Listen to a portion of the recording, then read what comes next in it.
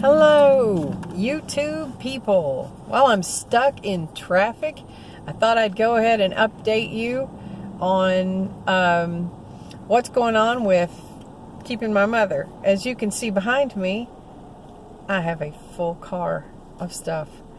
I'd love to know how much more my car weighs now than it did this morning when it was empty.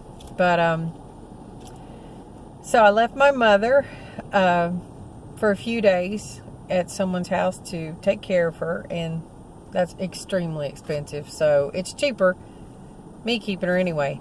But I thought I was going to get a whole lot done. I had 5 days. So the first day was total trauma.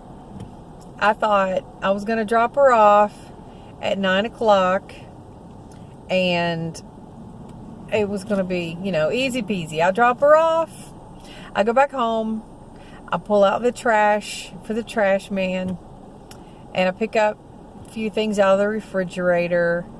And I would get on the road. Well, I was having a little too much fun driving the windy roads up to this lady's house. And all of a sudden, they're in worse disrepair than the ones I was on. So I slipped off the side of the road and it cut a hole in my tire. And mind you, I have not had these tires 6 months. So low profile tires, great. Oh my gosh. I was upset and I was scared. I was like, oh my gosh, what am I going to do? What am I going to do? Because I was like way out. I mean, you can get someone to tow you, but where are you going to get a tire my size today? Well, as luck has it, Walmart came to the rescue, but it was many miles away. So AAA to the rescue. Yay.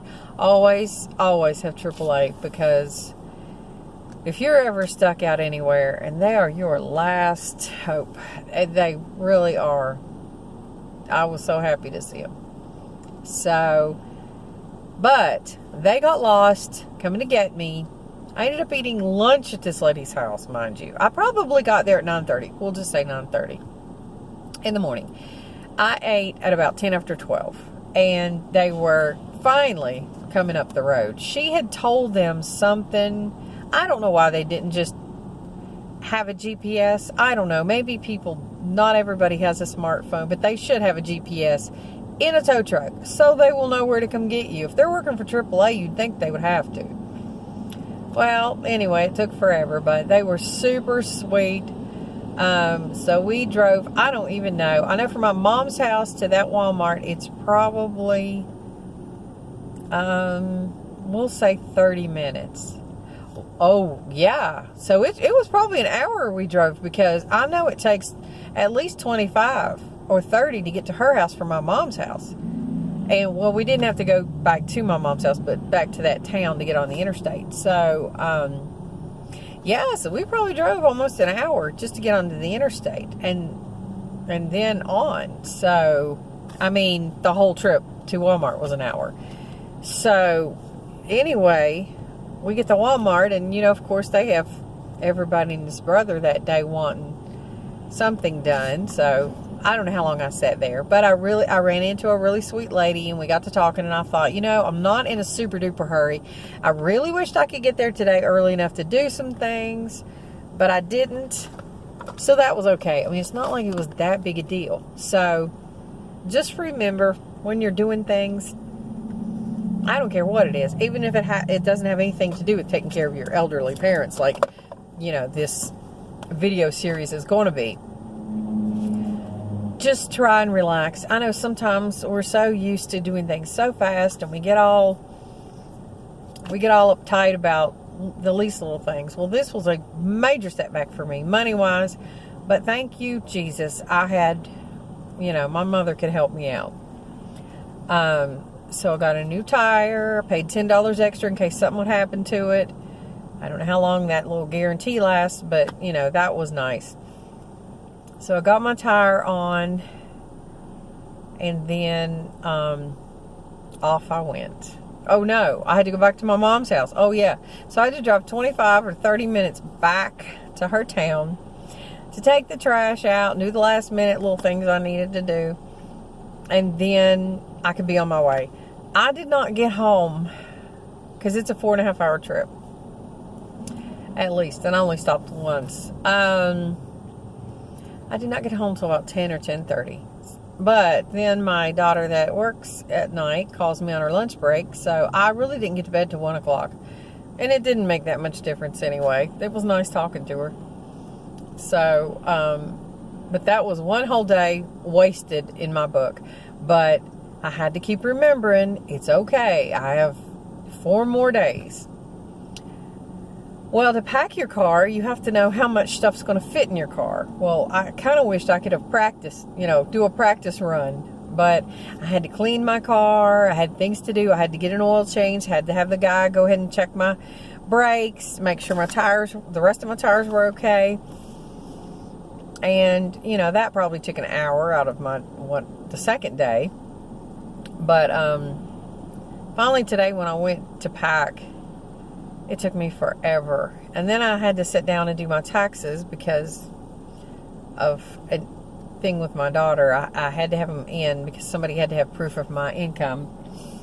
And so I said, oh my goodness. Well, you have like nothing to put in, but they ask you all these questions and it takes forever. So that was another little thing I had to be patient for. And I did not want to pick up my mother late today, so it's already 4:51 and I'll probably still have another hour and a half. I can see the tunnel I need to go through, but it's a good 2 miles down the road, and I'm not sure how much longer this is going to take me to get there. And always, in the summertime, if you have a chance to stop at the rest area, do it. Stop at every one you can. Because if they're going to do road work and you get stuck in it, it is not pleasant to sit there. Because I've been there before. So hopefully I'll get through here before that tea I drank needs to make an exit. But yeah, so just every day you think something's going to be simple and it's not.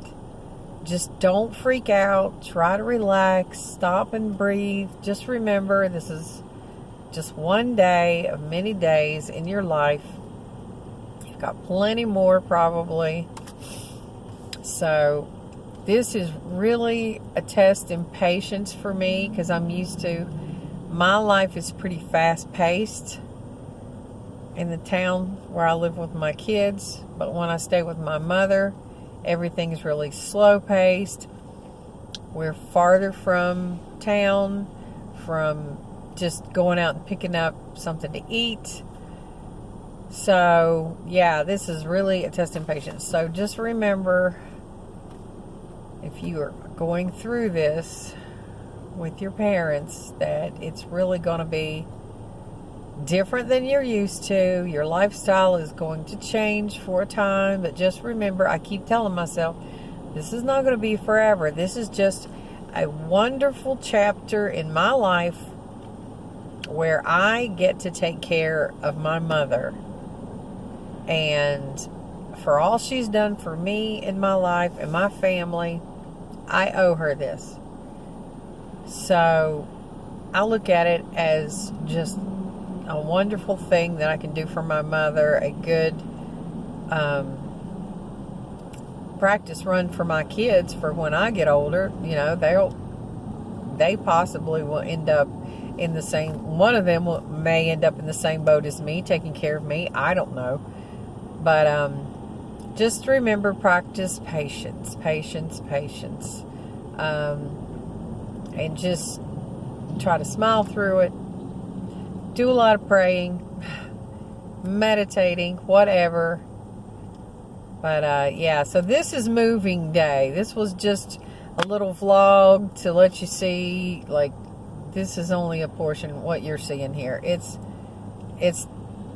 full. I mean, my trunk. If I opened up this door, things would fall out. If I open up my trunk, they won't fall out, but they are very close to it. And this is not all. I still have 6 more bins in my daughter's building. And at my other daughter, the house I lived in with her, there's a closet that has shoe boxes and a few things, not a whole lot. So what I wanted to do was just go ahead and move all of my clothes and memories and stuff like that, and leave, of course, with my daughter, what's the pictures on the walls and things like that. But now I didn't bring like all of my books and my movies and things, because I'm really not going to have time to sit on my computer and watch a video unless I got a cord where I could put it on the TV and Mom could watch with me. So I didn't waste the space in my car for that. But I always said I wanted to live in my car, and I'm just wondering how much of this junk would I actually need if I were living in my car. So anyway, yeah, I'm still here, and we are hardly moving. I wish I could turn it around and let you see, but when I try to do that on my video, it just, I think it goes off. Let me see. Let me turn me up like this for a minute. Yeah, I can't. Okay, so we're just stuck. Anyway, that's Life with Cathy. You will see many more videos of me just giving you, some insight into what you might be getting into if you take care of your elderly parents. So, lifewithcathy@gmail.com, lifewithcathy on Instagram. So, yeah, sometimes I take pictures of different things on Instagram. That's like just my personal, I don't put pictures of the family because they don't want me to, but still, that's more open to the public. This, a lot of people might not even see me. Instagram, definitely. I have lots of people, I don't know why they follow me. I think they just like, it's like Facebook, they just like adding people. But anyway, so this is just a vlog to let you know I am stuck in traffic trying to I don't consider this a move. I consider this, I'm taking care of my mother for a few months, because I seriously don't know what's going to happen. So this is one of those, my mother could live 5 more years, but then again, she is very sickly. She does have a lot of things wrong with her. You just don't know. So I'm just going to baby her, take care of her the best I know how, and that's one thing I'm going to be learning. And if I find any interesting tips, I will definitely share them, because one tip is they're not like you, still worried about what you're eating, unless they have some dietary things where you really need to be careful of, like sugars and things, sugar and salt. And salt is salt. That's one thing I learned. Himalayan salt is wonderful because it has minerals and things, but it is still sodium, so you've got to be careful. Those big chunks, that's a whole lot more sodium than you think it is, so make sure it's fine, or grind it fine before you put it on things for them. But once they stay in the hospital, they kind of get used to not eating a whole lot of salt anyway, so don't add it unless they complain. So that's what I'm trying to do with my mom. But she was really dehydrated when I dropped her off at this lady's house, and I had no idea. I just kept trying to make her drink water. I would give her 1 cup of coffee a day, because that has a lot of caffeine in it. Even if you do have the decaffeinated, it still has caffeine. Soda, sparingly, because, that retains water, and she has congestive heart failure, so you don't want to be doing that. And so I thought, water, push water. And she just was not drinking. So Lynn says, make sure, even if it's the, like, Crystal Light or whatever, these little diet drinks, or put Mio in water, anything to add flavor to get them to drink. So she said she has put on some pounds, because she's also been feeding her every 2 hours. So, and we weren't doing that because I was terrified that I was just putting on excess pounds on her for nothing.